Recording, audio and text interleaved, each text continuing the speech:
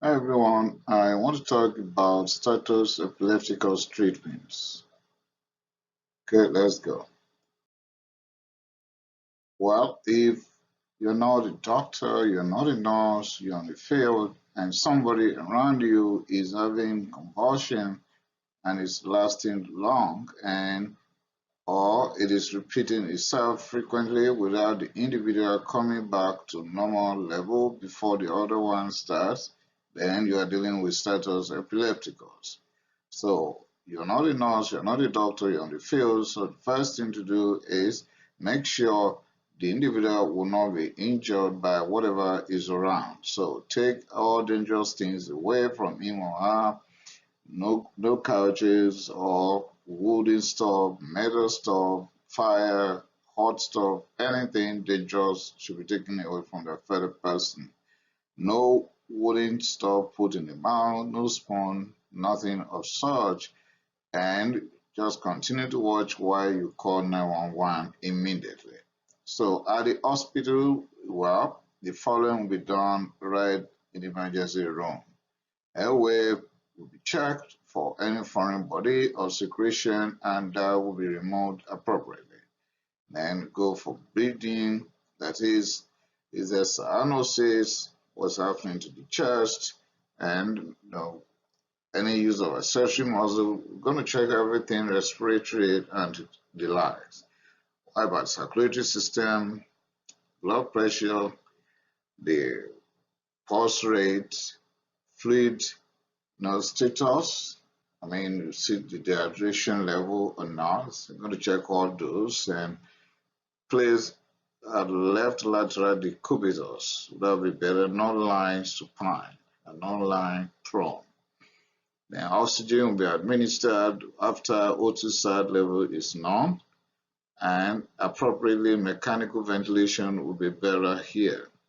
You set IV lines because you need to take samples and also administer medication intravenously and IV fluid if you are able to get a way through.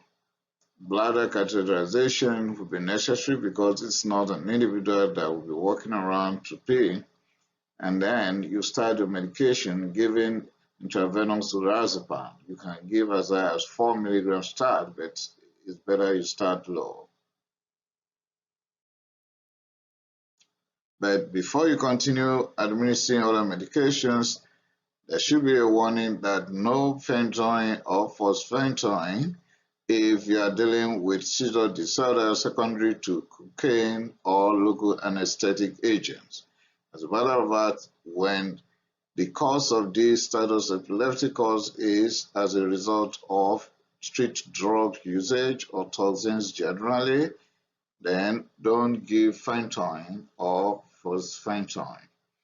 It will actually intensify the seizure in such cases. You can use levetiracetam or Keppra, phenobarb or valproic acid.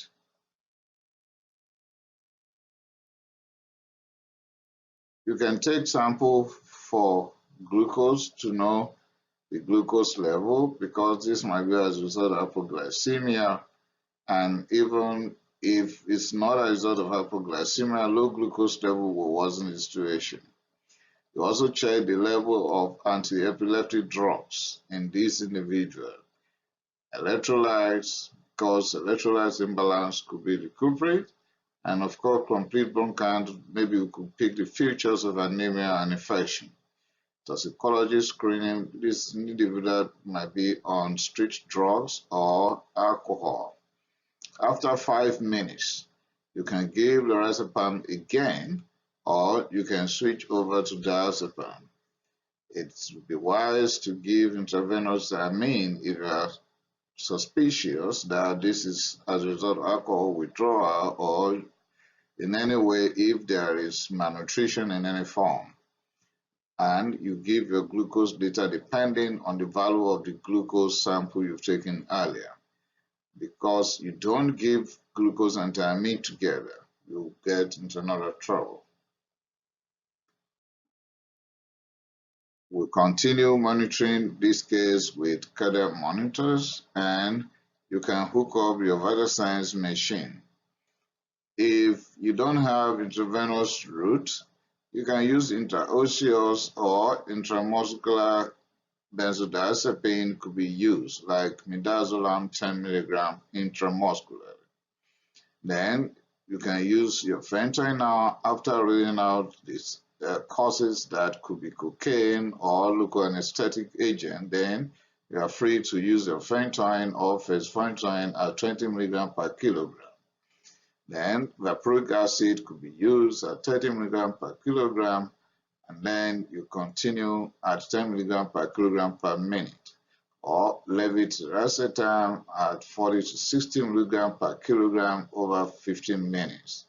You correct all identified triggers. You can go over my video as per triggers so that I won't waste your time listing all of them again right here. If you're not winning, then you can continue midazolam infusion or propofol infusion. You should be able to intubate at this point and repeat the anticonvulsant used earlier, that is Phenytoin or Fosphenytoin or valproic acid. Phenobarbital 5 mg per kilogram over 10 minutes start, then 2 mg per kilogram per hour for the next 24 hours will be appropriate. You may be able to use vasopressors if necessary, and at this point, the anti-epileptic drug you have used, you need to know the level. EEG monitoring continuously will be appropriate here. And disposition is such that you keep the affected individual for 24 hours after seizure has been brought under control.